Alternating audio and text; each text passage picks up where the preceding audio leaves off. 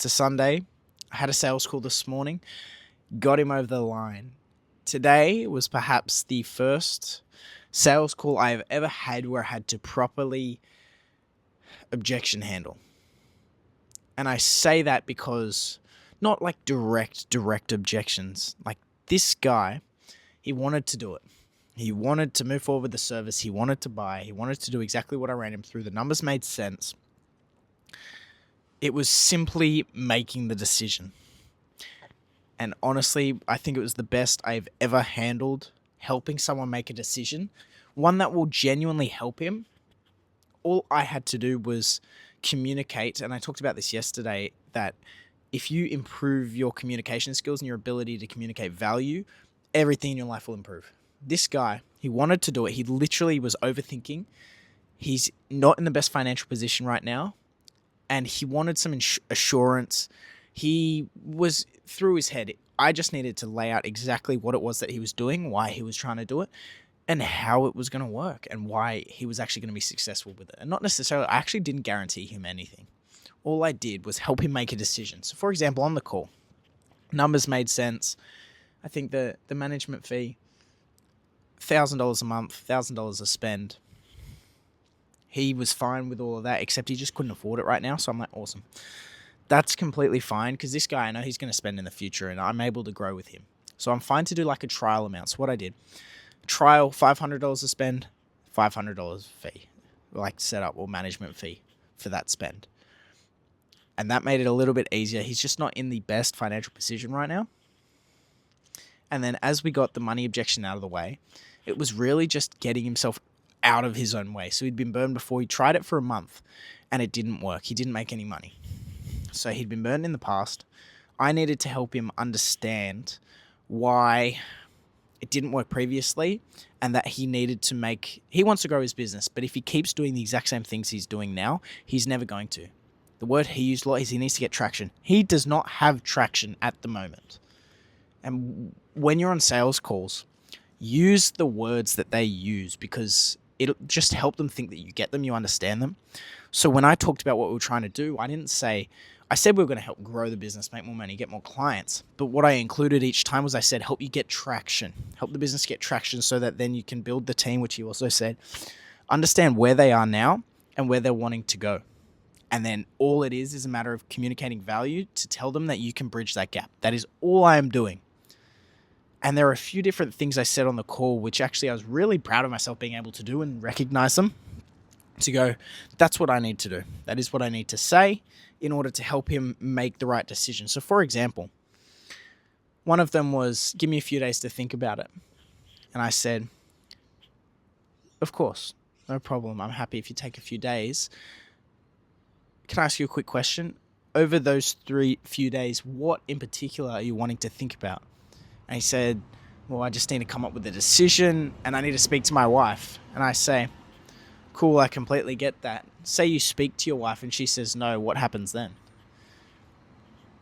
And I can't remember exactly what he says, but the way I play it out when I've spoken on this sales objection handling to clients, say she says no and he goes, oh, well then I wouldn't do it.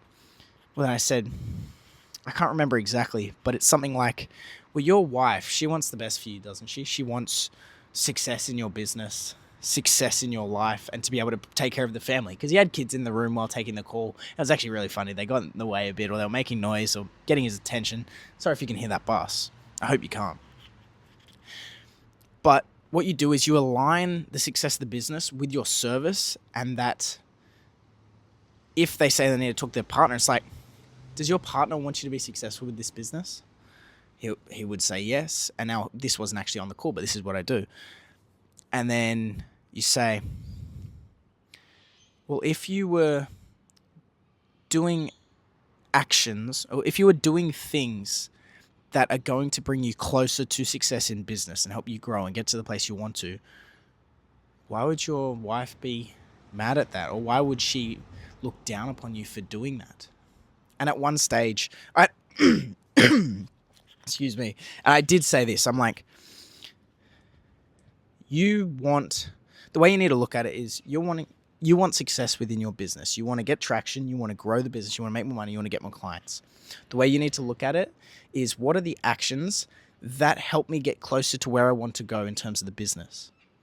And then I ran him through. I'm like, this running ads, because he wants to. And I said, I'm like, look, I can tell you really want to do this. I can tell you understand the value behind it. It's simply a matter of making the decision and understanding why. I didn't say the understanding why, but I laid it out. I'm like, you need to understand the actions that get you closer to where you want to go and the actions that take you away from it. Say we don't move forward today and you don't do anything. That does not get you closer to where you want to go in terms of success in the business. However, if you spend money on ads, sure, there is no guarantee that it works, but it is an action. It is a thing that you're doing in an attempt to get closer to where you're wanting to go. The more you do, the more actions you repeat of getting you closer to the success you want in your business, the greater likelihood you will achieve it and actually get there. Another one was, I laid him out. I'm like, you can either save $1,000 or you can achieve success in your business. I framed my service as a solution to him reaching the business success that he wants to. So for example, I said to him, let's say we don't go forwards with this. Let's say you don't spend $1,000 in ads. Cool. You save $1,000. Like I said, let's play each scenario out. You save $1,000, but you don't. There's a greater likelihood chance that you don't achieve the level. You don't gain traction within your business. You don't find a way to get more clients, because he said it's been quiet for ages and he hasn't run ads or he hasn't done anything to improve it. So say you save that $1,000. Cool, you save that $1,000, but you never achieve the success in business that you want, or the likelihood chance that you achieve that is completely diminished or greatly reduced. Or I said, you try the ads, spend $1,000 and it doesn't work. Sure, you've lost $1,000 in that scenario. However, you have done something to actually get you closer to where you want to go. Now, I can't remember exactly what I said. I said it so much better on the call. But it was, you can make back that $1,000 in your life. That $1,000 lost if you don't make back money from the ads will not put you under a bridge. However, saving that $1,000 will greatly reduce the chance that you ever gain traction within your business and achieve the success you want to, and be able to look after your family the way you want to. So you either save $1,000 or you spend $1,000, potentially lose it, but still be completely fine. And guess what? On the likely chance that you actually make money with it, you can then grow your business to wherever you want to. Because I said, there is a greater likelihood chance that we do make money with the campaigns, because these platforms, they want us to make money. But I've completely lost my train of thought there. But it's literally just helping you make a decision. I said to him, I'm not trying to force you to do anything. I just want to help you make the best decision for you in what you're trying to do. And the way I see it is, you want to do the ads. You understand the value. I agree that ads is an incredible step. And I took him behind. I'm like, here's why I believe in ads. Here's why I do it. I'm spending $1 and making $8 in return. There is no other investment in the world that can help you achieve a return like that. None. Consistently and predictably. And I talked him through the getting burnt. And part of this was a Hormozy objection handle. And I'll go through a little bit at the end on what I'm going to do to improve, because there's still so many things I think I'd look to improve. But I said, sure, you can take that month where you didn't make money because these people ran their ads and they frankly didn't know what they were doing, and you can never run ads again. But what I took him through, I said, for the first few weeks of me running ads, I did not make a single dollar in return. And it felt like I was wasting money. But in reality, I wasn't wasting money. What I was doing, I was figuring out what wasn't working, and I knew then not to do that moving forward. And then all of a sudden, the second month, I was spending $1, making $7 in return. And guess what? No matter how much you lose on the front end, once you find a way that works, you can take it as far as you want. And it doesn't matter, because you found the closest thing to a free money printer. That's the way I explain it. Ads is like a free money printer when you find a way that works. But I said, you can either...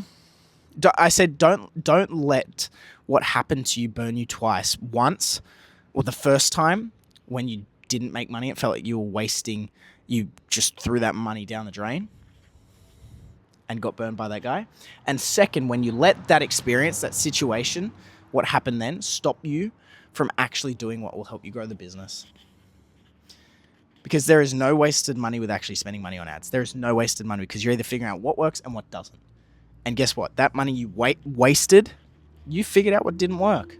You are learning. That's the way I look at it. That's the way I see it. That's the way I explained it. Now, I'm actually going to go through the call because I want to see how I approached it. I record all of my sales calls, and I actually really need to go over them. Just watch game tape so I can get better, because I really want to improve. I think my sales ability is actually so much greater than I give myself credit for, because the closing percentage of me on actual sales calls is very high. However, I want to improve it, and I want to be able to make more from it. But being on that call, it made me realize I need to have more memorized analogies and scripts for when they say this objection or that objection. But it was a really good sales call, probably my best yet, because he wanted to do it. I just needed to help him make that decision. And in the end, I did. He said, you know what, let's do it. Let's do it. He actually took a break for 5 minutes to speak to his wife. And then, his wife said, you make the decision. When he came back, he said, that almost made it harder. But it was a great call. Got him over the line. It is a trial amount to start. But I can see once we get on board and if we find some success, which I think we genuinely can, because he's in a rural area. Rural areas, especially in local, are actually really profitable because you target that small space. It's instant authority and credibility with a local business. And there's many other reasons. I won't go into it. But we've got an onboarding call tomorrow. We'll get that first payment sorted. We'll get everything connected. And I can see me growing with this guy. My job on these sales calls, it's not to force them to become a client. It's not to force them to do something they don't want to do. It's to help them make the best decision for their business and what they want to achieve. And it's not, my goal isn't just to make money, although I freaking love money. I love it. It's more than that. I'm not trying to get money out of these guys. I'm just genuinely trying to help them. I have a service which can improve and increase the likelihood chance that these guys accomplish what they want to accomplish within their businesses. That's all it is. And I just need to help them understand that. And if I don't think I can help them, I'll tell them, I don't think I can help you. Here's what I think we should do. Genuinely give them value. But that was today. It's a Sunday sales call. I actually love sales calls on a Sunday, because most people have the day off. Most people don't do anything. But nope, money's got to be made. Money has been made, and lives are being changed. That sounds cringe, but I'm currently at my grandparents' house. They just came back from a month in Europe. It's actually a really nice day today. Not a cloud in the sky. It is winter, and it's actually quite hot right now. I am sitting in the sun. If I go in the shade, it'll be freezing, which is why I have the jumper on. But honestly, it was a really good sales call today. And I wanted to talk through it. And after I watch back the video, they'll probably have other things which I want to talk about, which I'll do on the next few days' video. I have a mate's birthday thing within the next few hours, which I'll go to. There's always work to do. So work I'll do before then and after that. Hopefully have an early night. My sleep schedule is cooked at the moment. My sleep is cooked. I feel drained because of just I've been going to bed so late. Like, I need to fix it. But yeah, I wanted to run you through that call. Talk a little bit about it. Hope that's helped, given some clarity, or you can learn something, or inspired you in any way.